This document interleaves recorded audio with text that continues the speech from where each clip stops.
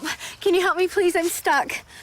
I don't think that's a good idea. I have zero experience in lumberjacking. Thank God you're here. Can you make some food? I've been stuck here for 6 days, and all I've had to eat are 2 pine cones. Well, I'm not a nutritionist, so I wouldn't know what someone in your condition would. Do something! Do what? I'm not a zoologist. There's a gun in the tent. Get the gun. I don't have a license. I've never operated. Look, just throw a rock or something. I'm not a geologist. I don't know which one would be most effective. Oh, I don't want to die. I don't even know if I'll get into heaven. Do you at least know how to get into heaven? Well, actually, I'm a Christian, but I'm not a theologian, so I wouldn't really know what to say to you. But, if you ever get out of here, you really should look into it.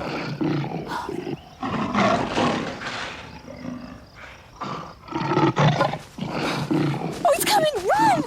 But I have no formal training in long-distance running.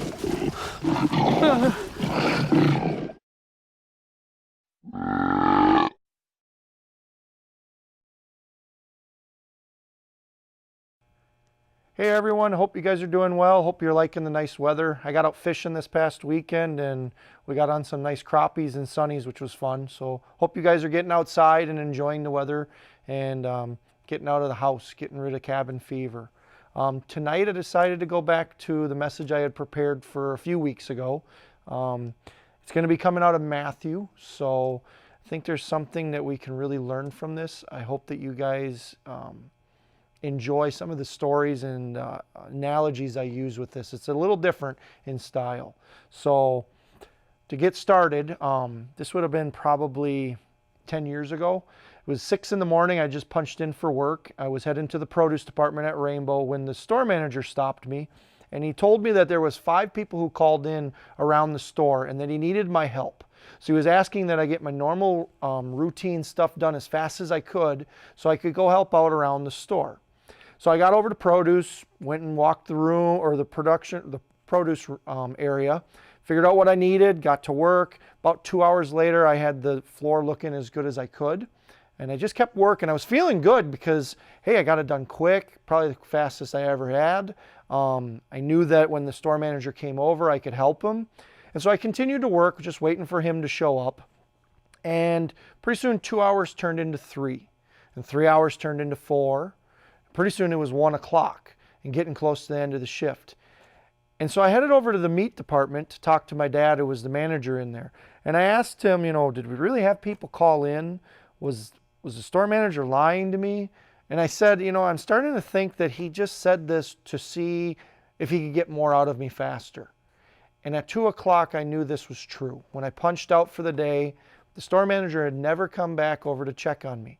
He had lied and manipulated me to just work harder rather than being honest. And it was extremely frustrating. And over the next 3 years, I dealt with this numerous times with the same store manager.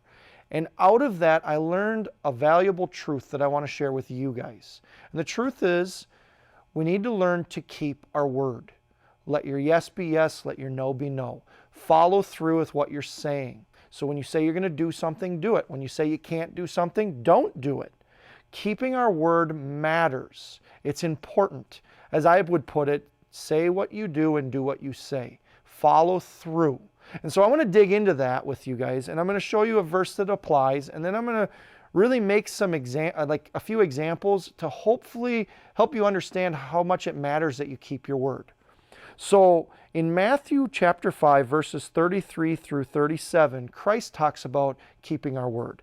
He says, "Again, you have heard that it is said to those of old, you shall not swear falsely, but shall perform to the Lord what you have sworn.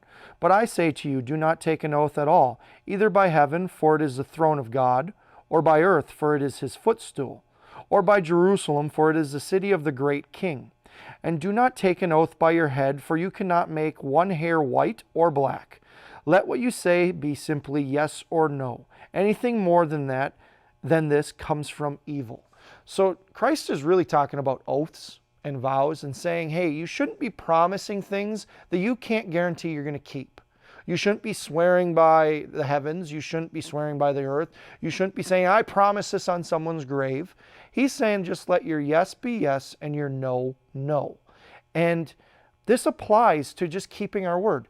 We need to learn that when we say we're going to do something, we follow through. So like I said, I want to make an example. I want to use an analogy to show you guys the impact and the effect it has by not keeping our word. So it helps you guys to maybe realize how important it is to keep it. So the first example or a scenario is this. Imagine one of your parents comes up to you before work and asks that you take the garbage out. And you say, yep, I got it, no problem. About 9 or 10 hours later, your parent comes back home. You didn't take the garbage out. They come up to you, of course. Hey, you said you're going to take the garbage out, and there it sits. What's going on? Now, maybe it's you forgot. So you said, hey, I'm really sorry. I forgot to do it. You're being truthful. You're being honest. That's good. And that's going to matter to them because you're not lying to them. You didn't make it up an excuse. You said you forgot. But you lose trust by doing this because you didn't follow through. You kept some of it because you were honest and saying, hey, I forgot. But you lost some of their trust because you didn't show the responsibility of keeping your word. Now, maybe it's they come up to you and say, hey, why didn't you take the garbage out? And you go, oh crap, I completely forgot. I lost track of time playing this great video game. I'll do it right now. You're being honest. You're still following through. But to your parents, it looks like, well, I had to remind you to do your job. I had to remind you of the responsibility. Again, you didn't really keep your word and you didn't really follow through the way you should have. Another example would be they come up to you and say, hey, you forgot to take the garbage out. And you go, you know, I meant to, but teacher just gave us an assignment. I needed to do research to write a 10-page paper. I spent the whole morning looking it up and researching it, and I've just started. It's due tomorrow. I'm really sorry. This might get you out of being in trouble. It's an honest reason why you forgot to do a chore. It's an honest reason why you couldn't follow through. And that's not a bad thing. And it's the truth. And to them, it might be, hey, I get it, no problem. But let's say a week later, you use the same exact reason. Now it's sounding like an excuse. Now it's sounding like, do you really have an assignment or do you just not want to do it? Are you lazy? Or it could turn into, do you even know how to manage time? Because it could be, well, you're telling me you worked on your assignment the whole day. You couldn't take 5 minutes to run and take care of the garbage. That is where keeping your word matters because it's still you following through. It's still, okay, I need to do this. I said I would. I will find a way to get it done. And so how we answer really matters, and how we follow through really matters in keeping our word. And we need to learn that. When you say you're going to do something, find a way to do it. The more often you follow through, the more often you show yourself to be responsible, when you forget, when you make a mistake, the less there is of ramifications, the less effect it has. So let's say the same scenario, and week after week, you're actually taking the garbage out. And then one week you forget, and parents come home, hey, you forgot to take the garbage out. Oh crap, I'm sorry I didn't. No big deal, just want to remind you, you didn't do it. Can you do it now? Not as big of a deal, because you have all the times before showing that you were responsible. Like Christ had said, and we learned about a few weeks ago, if you are faithful with little, you'll be faithful with much. You could change that to, if you're responsible with little, you'll be responsible with much. So off of how we keep our word, off of how we follow through, it gains influence, it gains trustworthiness, and it allows for when you make a mistake, it isn't such a big deal. But there's something else we have to look at with how we answer, and it's excuses. I want to show you guys an example of this from a few weeks ago at work, and hopefully it kind of makes sense. So a few weeks ago, we had second shift undergrind. It was like Angus 80% ground beef. They underground it by 300 pounds, which meant we shorted 30 cases of meat to either one customer or a group of customers. It would have been maybe someone got 10, somebody got 3, whatever, but we shorted off of this. Sales, of course, notices this, and they message the demand planner who puts in these orders. He, of course, messages the production manager asking, why didn't this get done? The production manager's answer was, well, did we look into maybe we were short on raw material? Or maybe the scales weren't reading right. Both of these answers really aren't answers. First of all, they were worded as questions. Did we look into, did we know if we had all the raw material? He didn't actually give an answer. He gave an excuse. He tried to find a way around it without really giving an answer. If he would have said, oh, I looked into it and we were short on raw material, there's an answer. Or, oh, I looked into it and the scales weren't reading right, so it's shorted, there's an answer. But what he really should have said then is, I found out the scales are reading wrong. I have Kennedy scales coming out to fix it today. That's a solution to the problem. That's keeping his word. By him just saying, well, maybe it was one of these two things, he tarnished his trust in his relationship with the demand planner because, oh, well, he doesn't help me. He doesn't actually give me an answer to what's going on. Those are excuses. And we need to be careful when we give excuses, because the more often, the more people go, oh, they're just going to give you a lousy reason. You can't trust what they actually say. Now, why am I talking about, not making excuses and follow through on what we say? The reason why is, in the world, you're going to run into a lot of people who, they do lie. They do manipulate. They don't have good answers. They swear to the Lord that they're going to do something for you, and they don't do it. Jesus is saying, let your yes be yes and your no, no. Follow through on what you're saying you're going to do or not do. Keep your word. This makes you a light in the world. It gains you influence. It allows people to trust you. Think about it like this. Your friend texts you on your way to actual school. Hey, I forgot my pencil at home. I don't have a writing utensil. Would you be able to borrow one to me at first hour for the day? Yep, no problem. And you give it to them. You kept your word. Then a few days later, they text you, hey, would you mind looking over some of my homework? I'm not sure if I did it right. Yeah, no problem. And you do it. You are gaining trust and influence with that friend. Those small interactions can lead to them saying, hey, you've always been trustworthy and helpful and honest.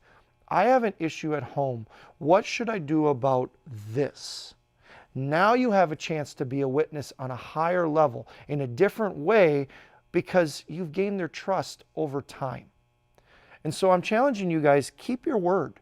Hold to it. Be a light in the world by, when you say you're going to do something, do it. Sometimes you're not going to be able to follow through. That happens. But the more often you are, the more influence you have. So I have one more example of a person who did it the wrong way that I hope helps you understand this. This is the old supervisor at work who just left about a month ago. Over 2 years, I've watched this guy ruin his relationship with his employees off of how he answered. He'd have people come up and say, hey, our scissors at our workstation went missing. Can you get us some? Yeah, no problem. Hey, the tape gun that's at our workstation's broken. Oh, I'll get you another one. Hey, we're only down to one pallet jack. Can you find them? Oh, no problem. And it would take him days, if not months, to fix some of these things. Well, what it was telling his employees is he didn't really care.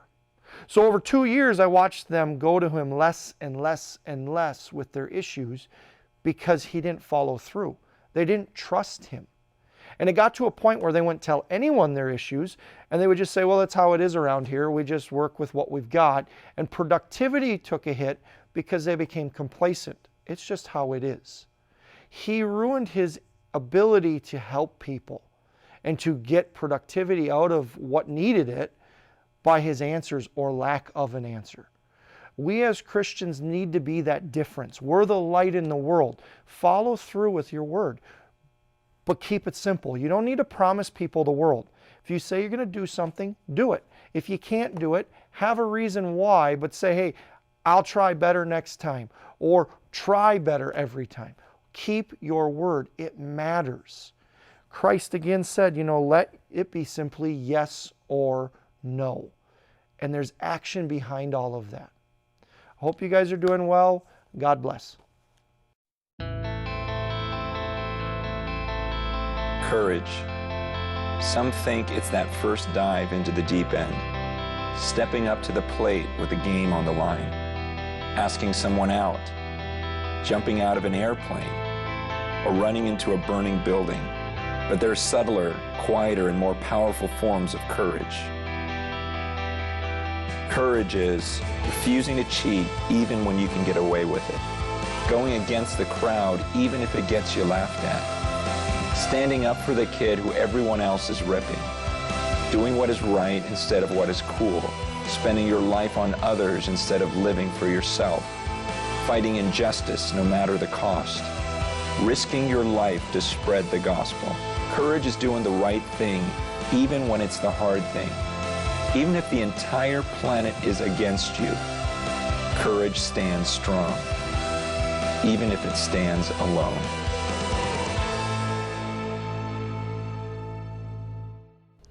Hey, family of Christ, thank you so much for joining us this evening for Powerhouse Online.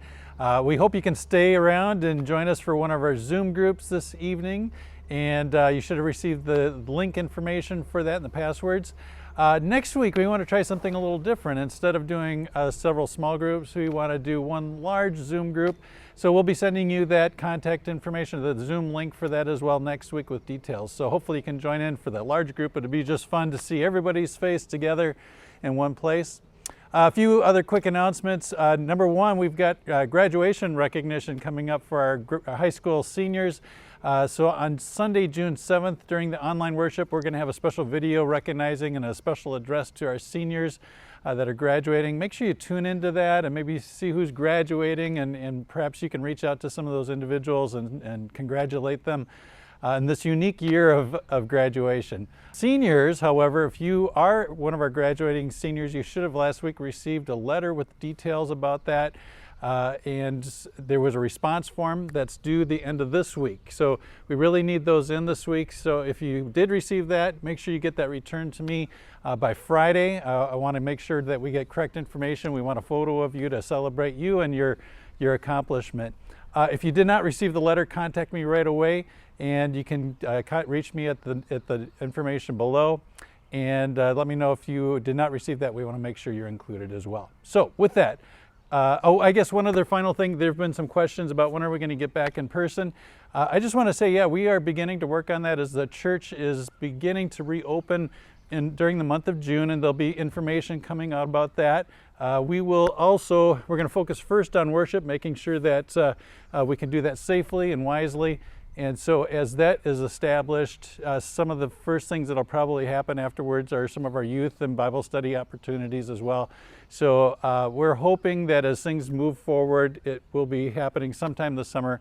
Continue to be patient with us, and we want to make sure we do things safely and wisely as well. So that'll be coming down the pike. We'll keep you informed as that progresses. So with that, God bless you guys. Again, join us for Zoom today, and God bless your week. We love you, we miss you, and look forward to seeing you soon. Bye-bye.